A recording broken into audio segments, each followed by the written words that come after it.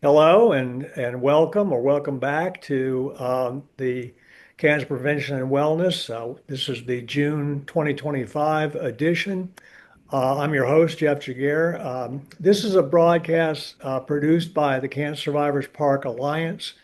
Each month, we discuss a specific cancer or a cancer-related topic with an emphasis on cancer prevention and screening. And the topic for today is right in line with that. We also accentuate lifestyle changes and mind-body techniques that work to empower our patients and their caregivers. So today's topic is breathing well for life, lung cancer prevention and screening. And we're pleased to have two experts in this endeavor. And the first is acute care nurse practitioner Lisa Wallace. Lisa comes to us from the Midwest. She was an intensive care nurse at the Cleveland Clinic for a majority of her 30 plus nursing career, and has recently come to this area and now is one of the team members on the lung cancer screening program at Prisma. And Jessica Lamb is a registered respiratory therapist who hasn't traveled quite as far, but has been in this field for a while, initially in the inpatient side of things, but is now the nurse navigator for the lung cancer prevention and screening at Prisma. So thank you so much for your time and for your effort in putting this slide deck together and introducing to our audience a very, very important topic that is relatively new. So Yeah. I will hand it over to you. All right. Well, thank you. Thank you so much for that lovely introduction. Thank you so much also for having us here today and really giving us the opportunity to raise awareness about lung cancer screening and how important this truly is to the US and to South Carolina and to all the patients that we serve. Um, we're going to get started, and we'll start off with just some numbers because I have to say that even starting to work with lung cancer screening, I am just overwhelmed when I say these first couple slides and these Yeah. numbers and find it just amazing. And I really had to think about them for a little bit of time to really absorb and swallow just how big of a gravity that lung cancer really does play within the US. Lung cancer is by far the leading cause of cancer death in the US, and it counts for about 1 in 5 of all cancer deaths. And it was amazing to me when I realized that each year more people die of lung cancer than of colon, breast, and prostate. And it makes you stop and think, well, why is that? And we have to go back in time and really think about it. But you know, colon and breast and prostate cancers, all of them have had some decent and really great screening process put in place for a period of time. When you go back in history, you could see that breast cancer screening with mammograms started back in 1950s and went into the 60s and really took off. And we have many, many years of good mammograms and colonoscopy the same in the 60s and prostate cancer. And so hence we're just, like you said, just really starting with lung cancer screening. So, with that being said, we have so much more work to be done and so much more awareness to raise. And so, thank you again for having us here. Um, we need to continue to raise that awareness if we're going to really make an impact. American Cancer Society tells us this year they're estimating that about 226,650 new cases of lung cancer will be diagnosed within the US. 110,680 will be with men and 115,970 in women.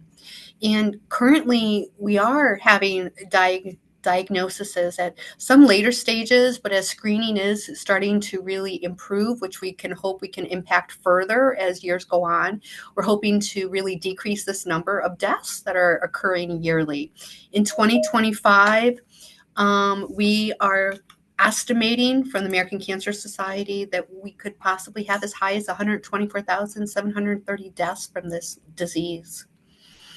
Um, you wish you could. the demographics for men versus women used to be a lot different. Yes. But the ladies have caught up, unfortunately.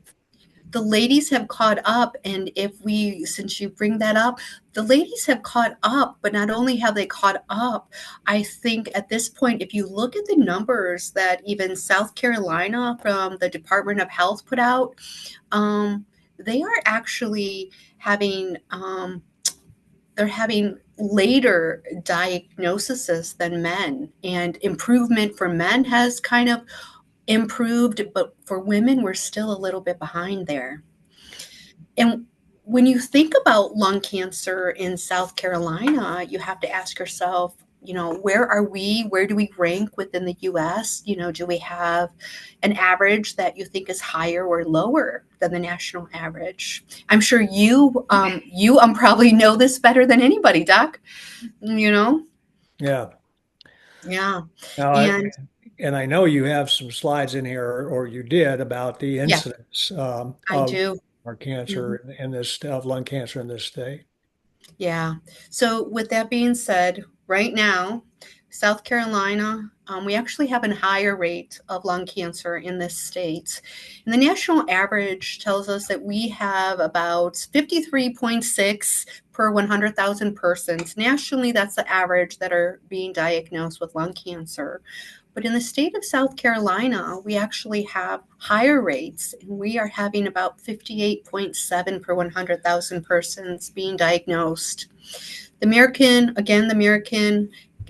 Cancer Society does get data, and this graph actually shows 47 states which are reporting their data, and we rank about 33rd. Now, you brought up we are getting somewhat better, which we are. And over the last 5 years, the rate of new lung cancers have actually improved by 19%. So, which makes you wonder how many per 100,000 than were we having even, if you go back, what was that data looking like? That we have improved, but we're still not at that national average here in Is the there state. a hypothesis as to what's I causing the do. improvement? I Yeah. have a hypothesis. You're exactly right. I believe, and unfortunately, some of that comes down to one of the number one reasons we have for lung cancer, unfortunately, is addiction to nicotine. And secondly, the number two would be with radon, which we'll talk about in a little bit. But Yeah. we are so close to tobacco nation here. Um, the average rate of smoking nicotine currently is about 14%. And in the state of South Carolina, we average about 15%. But we have certain counties here in the upstate, when we pull out the demographics, that we still have smoking as high as 24% within counties with that population. And we do have some of those higher numbers here in the upstate as well. So that is one of my hypotheses. And we'll have to see how You're a hypo. I want to just kind of get to the point about why we're seeing the improvement. Is there lesser smoking, or are we finding um, some other aspect of the environment that's changing, that's causing us to I increase, or is this just an anomaly? I think some of the improvement is partially because we are starting to do lung cancer screening. Some of that improvement's there, and because we are having some decrease in those smoking rates as we are moving forward. I think people really do want to improve health overall. People do want to take some responsibility with the preventative health screenings. And even though we are still only at about 16% uptake of lung cancer screening, it is only been in the past years that lung cancer screening has been available. So Yeah. I think the uptake, some of that is from there. The improvement of that 20%.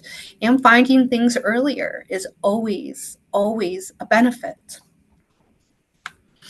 When we look at South Carolina and we look at the upstate, what we are, though, still seeing, and this is again where we need to increase awareness and increase the amount of people that are getting lung cancer screening, because here in the Carolina, the late stage diagnosis in our cancer patients for lung cancer, we're seeing that it's about 64% our people are still being diagnosed at later stages. And in the upstate, in some of our counties, as you can see here, we even have higher late stage diagnosis. So raising awareness of lung cancer screening in the upstate can only improve even further on the fact that we can intervene earlier and save more lives. Currently, if you look, Union, grafted here, has about a 74% of late stage lung cancer. And I believe that Anderson and as well as Spartanburg kind of fall right along, and then we go down in that percent. But we are still 64% at late stage diagnoses.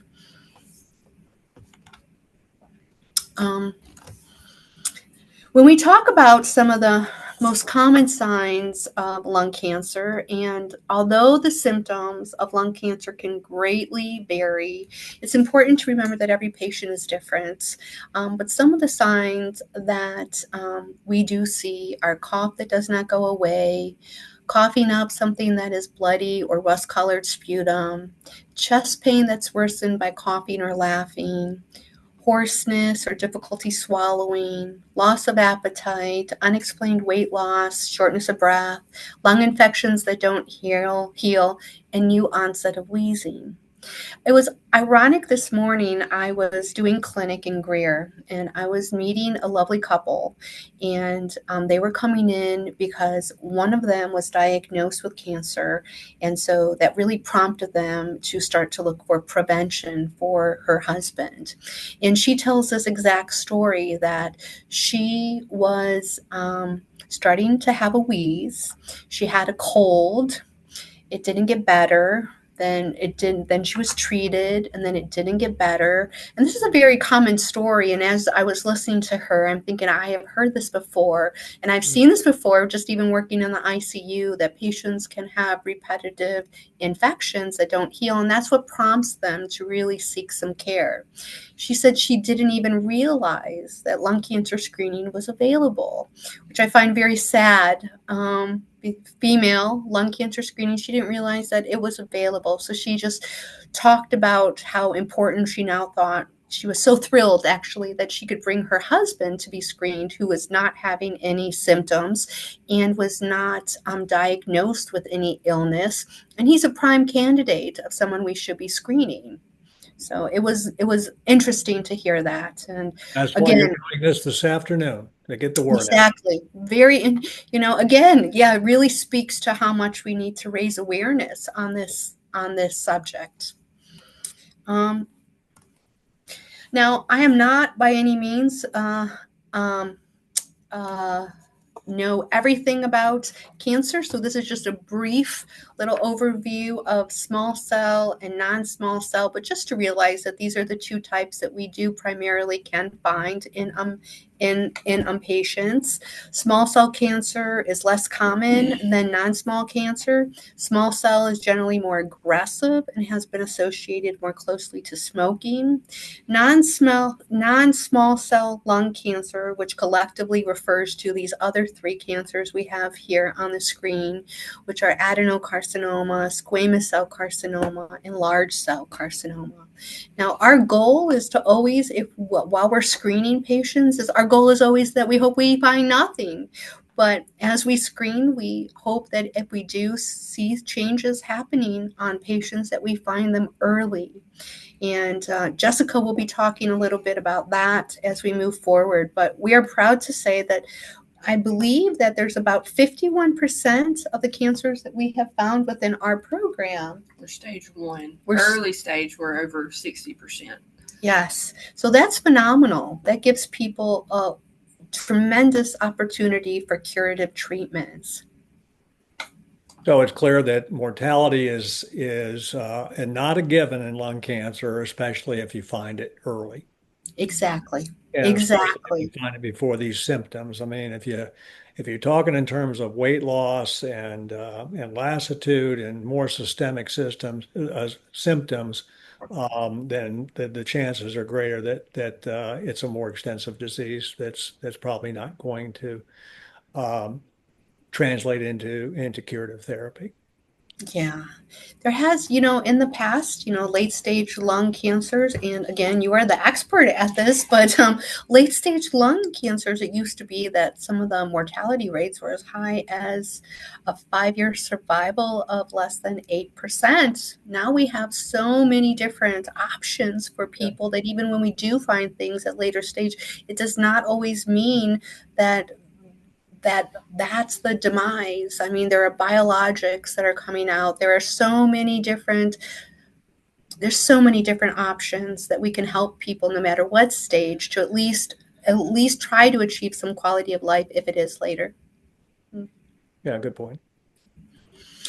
Risk factors for lung cancer at this point. Of course, smoking is by far the leading risk factor.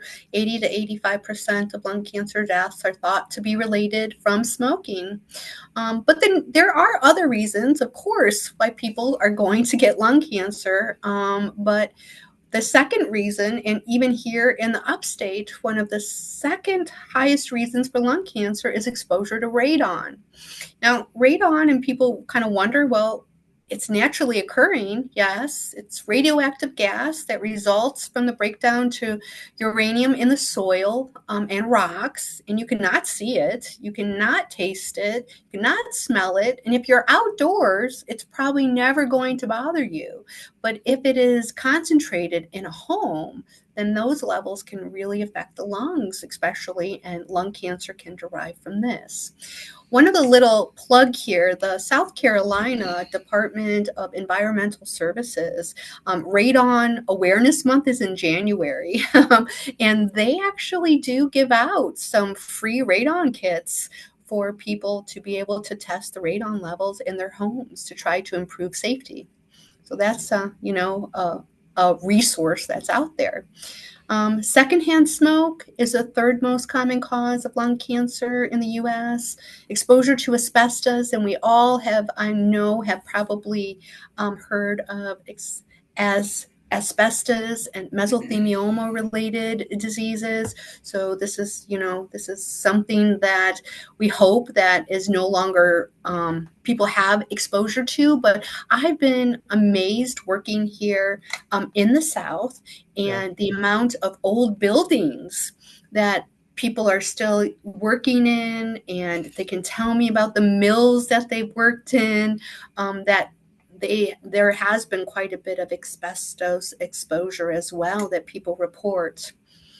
Well, the major industry until about 30 years ago was textiles, and there was particulate matter that a lot of those workers were exposed to. And I remember before I moved to South Carolina, I had no idea which workers had a greater exposure to the particulate matter, but you always kind of ask people about the spinning room because they would be exposed to a lot of cotton dust, and so that was a potentially work-related environmental factor that would increase. Now, a lot of these people were smoking too, but it was a situation where that was another factor.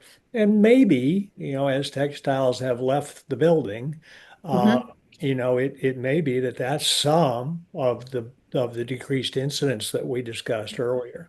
Oh, yes. Again, hypothesis. Hypothesis, but yes, that's great. It's great conversational hypothesis. I love that. Workplace agents too. There are many people that work in environments that they're dealing with chemicals, diesel exhaust. I see a lot of truck drivers that come in for screening, and the amount of chemicals and diesel exhaust they could tell me that they've had exposure to over the years. We take all these different aspects and take it into their history, because if we are seeing something while we're doing screening, we want to know all of their exposures. So I'm going to be handing this off to Jessica at this, and we will keep keep moving along here. Okay. Mhm. So, Lisa gave us all these statistics, and she was talking a little bit earlier about the statistics with mammography and colon cancer screening. 60 to 70% of those, the eligible patients for those are pursuing those screenings, where with lung cancer screening, only about 16% of the eligible population are pursuing lung cancer screening. So we've got a ways to go there. Now, granted, mammogram and colonoscopy and colon cancer screening have been around for 60 plus years, but there's a huge gap there that we need to pursue. And lung cancer screening is one of the best ways to find a cancer early and treat it, so the patients can have better quality life and it not be at a later stage, and they maybe only require surgery to treat it. Jessica, do you monitor the metrics to see whether or not your year over year screening has gone up since the program started in 2016? Yes, sir. So when we started in 2016, I believe, it was our first year doing it, but looking at the numbers, we screened 196 people. And then in 2024, we screened 4,937 people. All right. That's Yeah. progress.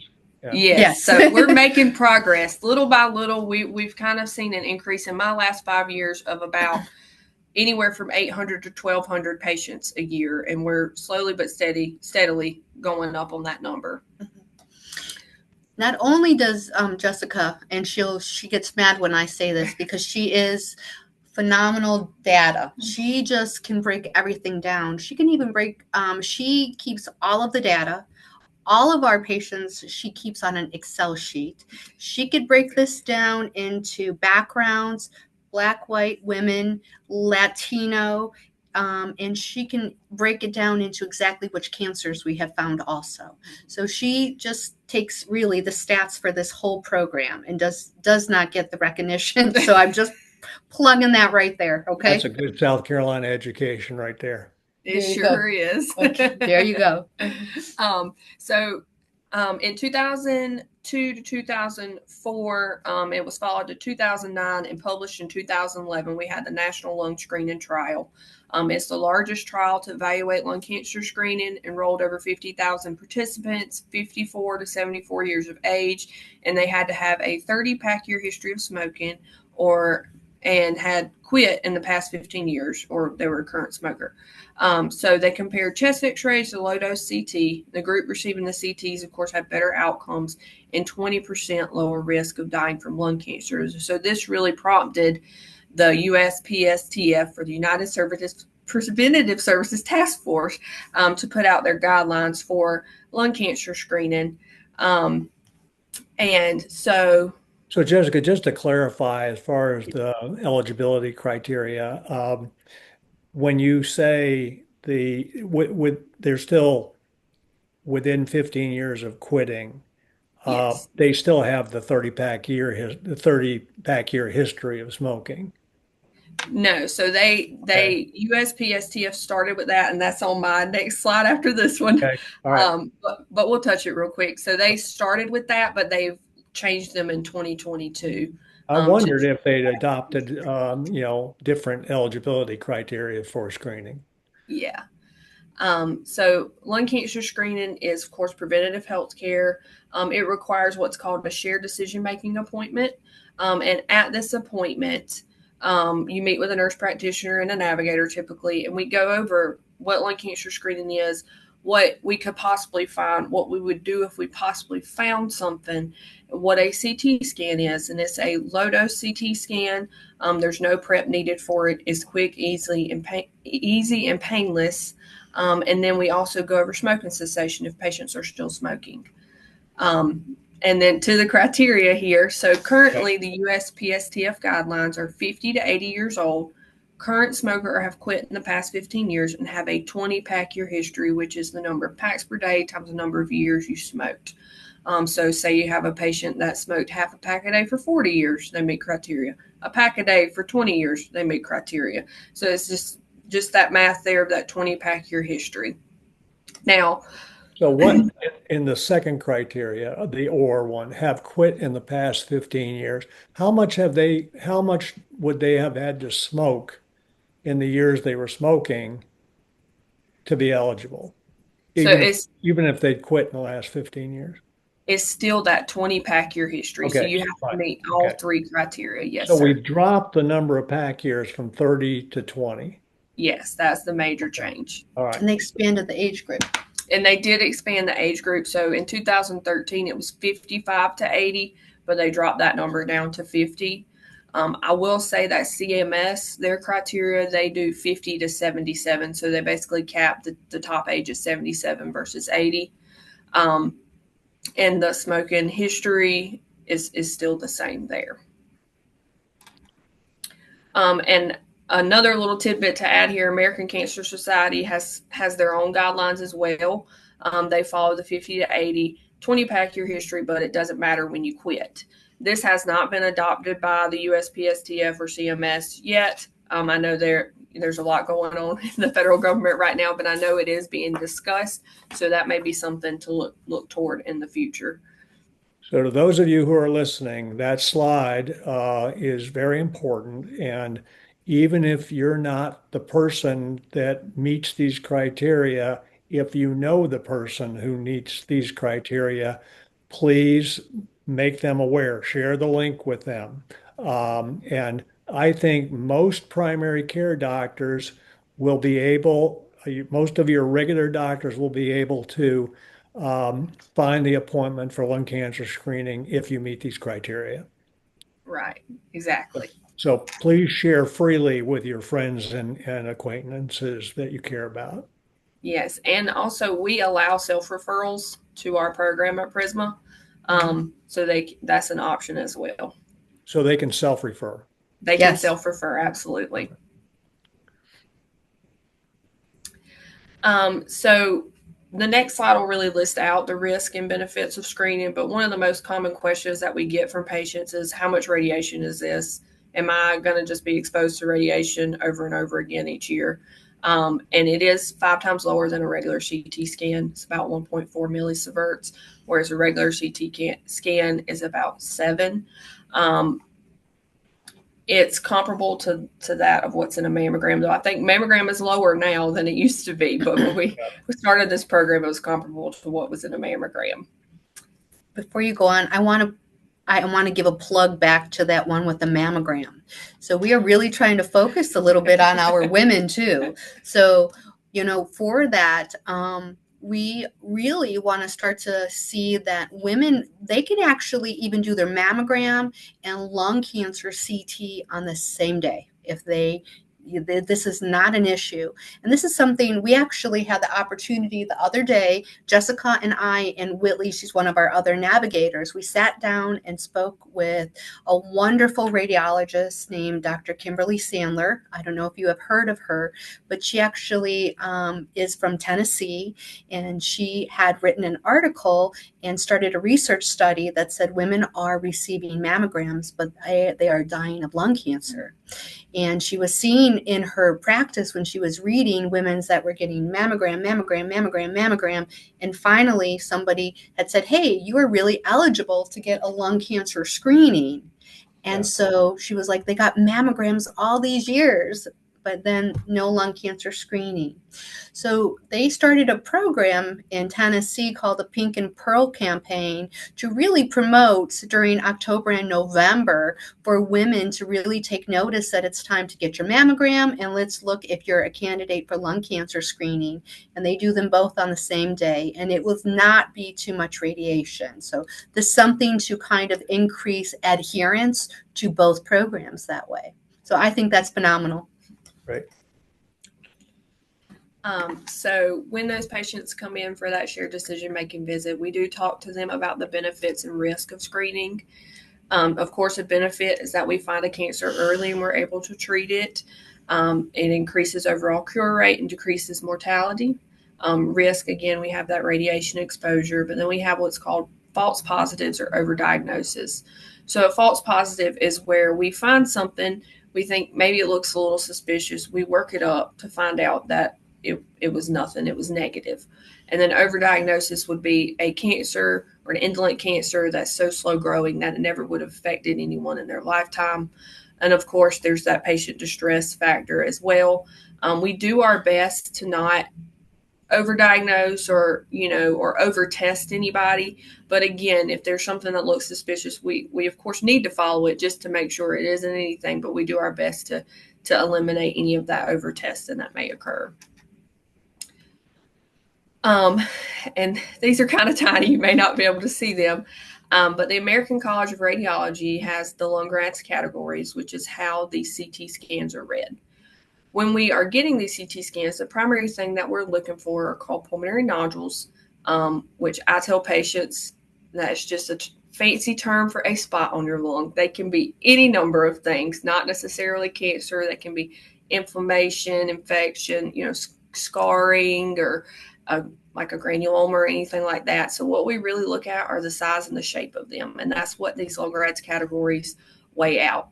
They go from a category 0 to a 4X, and then we have what's called an S modifier. So say we get the CT scan, the patient has no lung nodules, or they have lung nodules, but they're smaller than 6 millimeters. At that size, or even if they have none, we would see them in a year and get a CT scan in a year. We really, really push annual adherence, because if you get one scan and you say, oh, it was fine, I'm done, I don't need any more. If you develop a cancer later on, then we may not find it early if you're not continuing with screening each year. We've had patients in our program. Last year, she had her 10th lung cancer screening CT scan, and we found a stage 1 cancer. She had surgery, and that's all she needed. She didn't need any chemo radiation. Because she continued with those annual screenings and continued to follow up each year, we were able to catch that cancer early. Lundgren's category 3 is typically like a 6 to 8 millimeter nodule. And if this may be your baseline scan, we don't have any other imaging, or if you have a new nodule that's like 4 millimeters or bigger, we would do a 6-month CT at that point. Just if we don't have anything to compare it to, we don't know it's been there, so we would like to do a 6-month CT to make sure it doesn't grow, it remains stable, and nodules can of course go away if they're due to something like inflammation or infection. Anything that is read as a 4A, a 4B, or a 4X, those are typically 8 millimeters or bigger, or even a pulmonary cyst. We review those in a weekly conference that we call multidisciplinary conference, along with the Lundgren's zeros, which usually reflect inflammation or infectious looking images.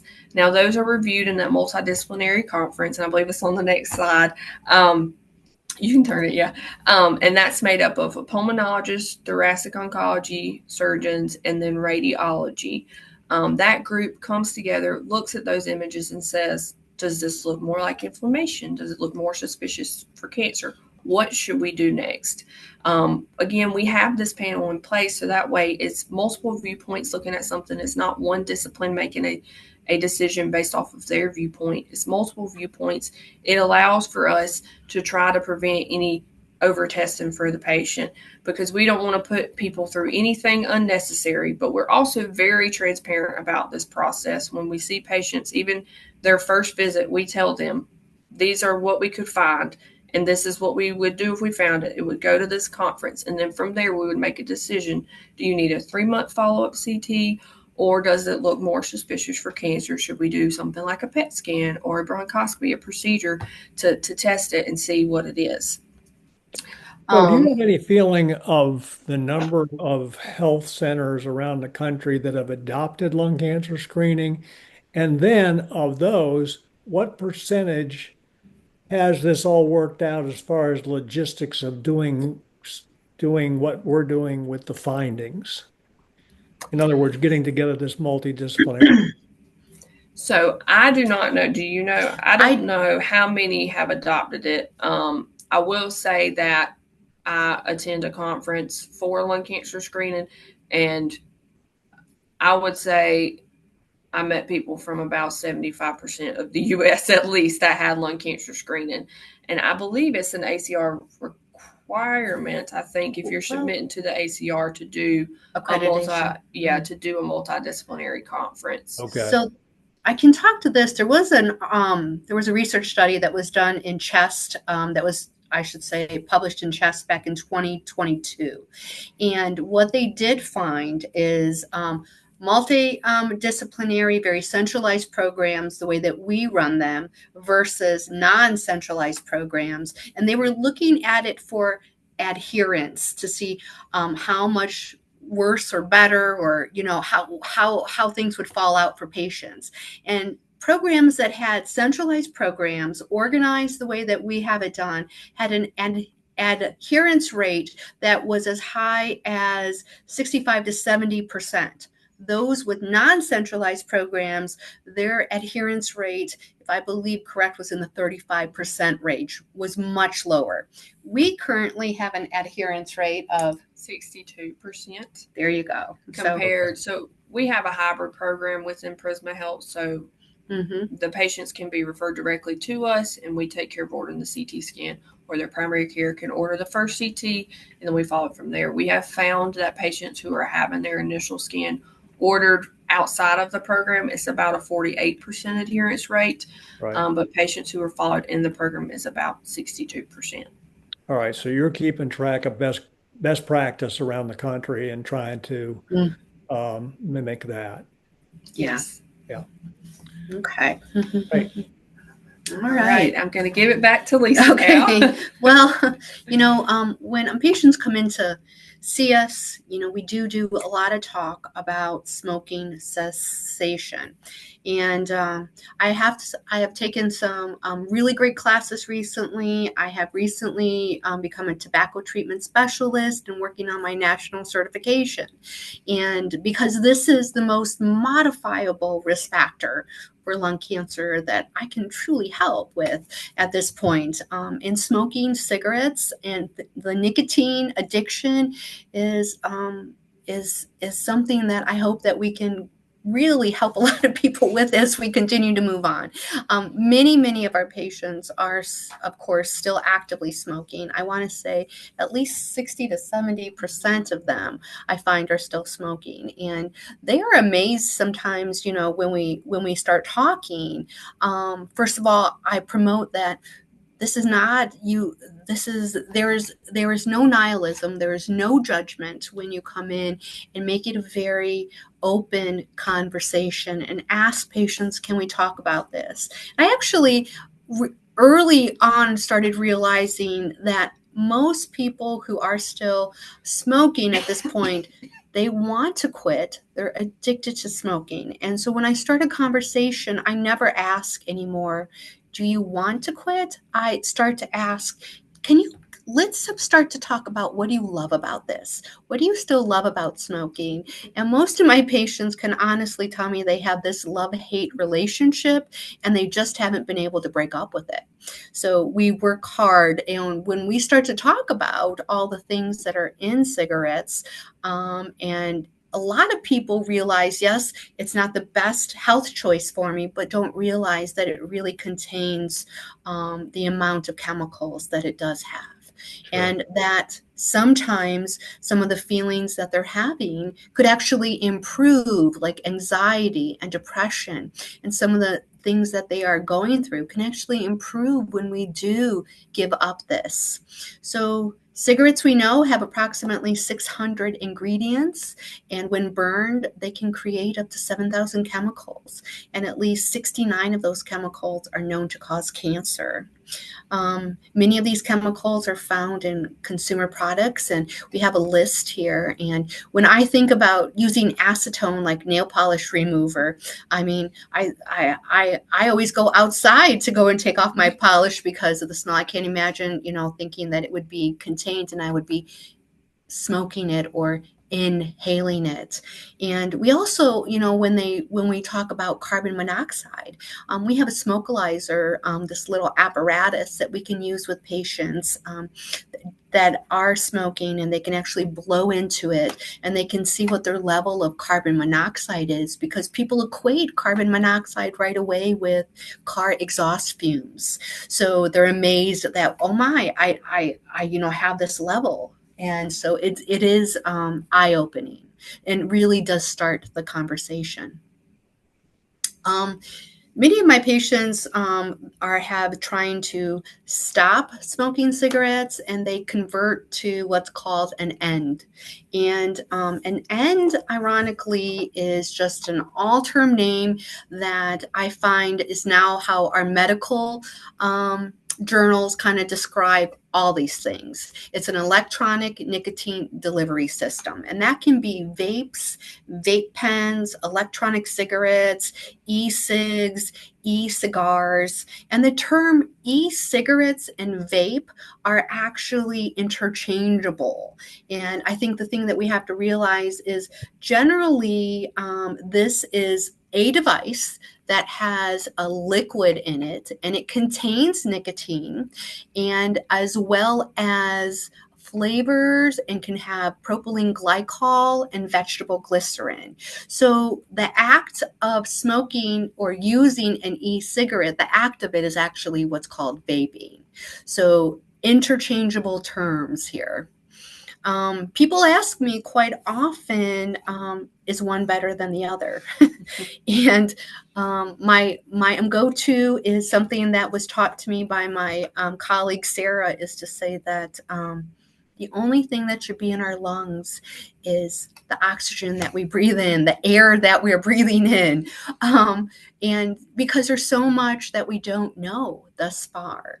But if we think about e-cigarettes, and here's some info that's actually from the CDC and actually substantiated by, I've been pulling research studies, tremendous amounts of them, because my patients ask me questions about vaping all the time. And so much is unknown or misknown, because patients will say that, well, what if I start vaping instead of smoking, and then I'm going to quit vaping, I'll just cut down.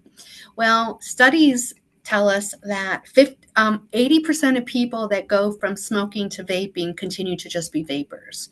Unless patients have very clear plans, which those are the patients that have made this, I want to say, successful. They had a very clear plan as to how they were going to do this, but we're really trading one nicotine for a different type of delivery system of nicotine, and a lot of my patients that come in, I can ask them, well, how much nicotine are you using?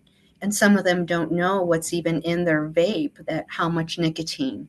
And I say, well, it's really important to know, because you're telling me that we're using it from smoking to vaping. And if you were smoking a half a pack of maybe full strength cigarettes, you were delivering to yourself anywhere from 10 to 15 milligrams of nicotine a day. So where are we at now?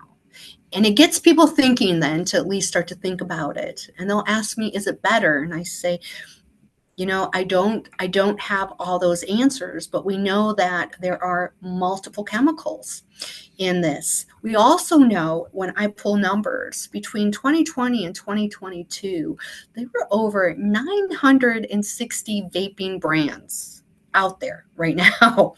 And then the NIH did another study to follow that up, and they found 460 more. So, which has multiple different substances, chemicals, and everybody's putting together, their own type. And then we have people that are actually mixing the vaping juices, and they're very hard to be regulated at this point. But the FDA is attempting to regulate this. They are, have a lot of standards put out. But even things that we know are very harmful, like the diacetyl, which we know was related to popcorn lung. And on a side note, that term came from the fact that people that worked in a popcorn factory started having respiratory issues because of the diacetyl, which is actually the buttery flavor that we get from microwave popcorn. So now we have that in vape and in flavors. And there's over 8,000 flavors of vapes that are available. Yeah, I don't want to add vape ears to our criteria for screening. Yes, I don't either. Mm-hmm. But with that being said, we don't know what the long-term effects are going to be. And and I do worry what those long-term effects will be. We do know from some short-term effects. Well, those vapes they have coils in them. They get very warm and hot as they vape liquid in. So we know that we're having epithelial and endothelial type of damage to the lungs. We know that back in 2019, we had this whole issue with EVALI from the diacetyl. And we also know that we have multiple large universities right now doing significant studies to give more information, especially about our young people. Yeah. We also know that there's about 8 states, I believe, along Massachusetts, I believe Connecticut, but along that area that have actually now outlaw flavored vapes to try to decrease the incidence of young people that are using them, which there is a lot of there's a lot of people, and even within the South here, there's a lot of talk about even that being done here. The health department, the tobacco agencies here, there's huge push to really educate our young adults and people that are in high school to not pick this up and pick up the new generation of nicotine addiction. There's so much yet to, I think, find out about this topic in itself. That's great. Mm-hmm. So we just pulled this because it is just a great picture. We talk about the flavorings, we talk about the volatile substance, the nicotine, the heavy metals. Now, these heavy metals that they're referring to are actually in very microfine particles, and they're actually from the heating coils, the heating elements from vapes is where they're finding that some of these microparticles and metals can actually come from. So it'll be interesting how the industry changes, or the way that they are being distributed and people are using them. Are these containers going to change? Or because vaping seems to be a huge industry, and the estimation right now is, I believe, a $22 billion industry. Within the next 10 years, over $300 billion is what they're estimating to make off of this type of delivery systems. Smoking cessation. This is one of my favorite topics, though, because people are very interested in just helping people being able to make positive changes if they're ready. Where are you on your journey to kind of figure out where you're at? Can help us help you to know what type of programs to either help refer you to. We are lucky enough to have 1-800-QUIT-NOW in the state. They do have the ability to give out patches and nicotine gum and lozenges. They do send them to your home for free. They come with smoking counselors. I encourage all of our patients to call them.